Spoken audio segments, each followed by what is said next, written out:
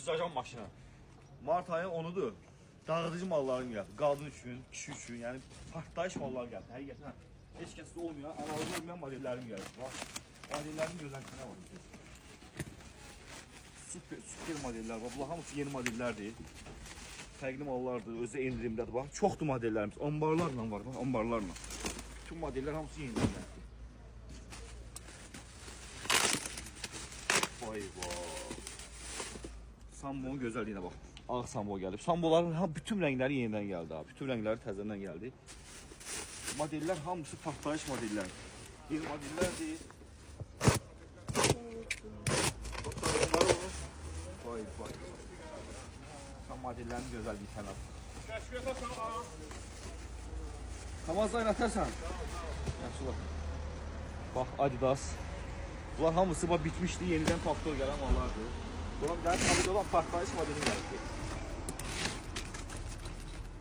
Bunlar qeyri-adi, fərqli modeller hamısı. Bax, bir dənə modelin gözəllinə baxaq. Oo, nə gözəl, nə fərqli model. Baxın, Mart ayının 10'udur. Bunun hamısı yeni gələn modellerdir. Yeni modelleri. Görün başqa nələr gəldi.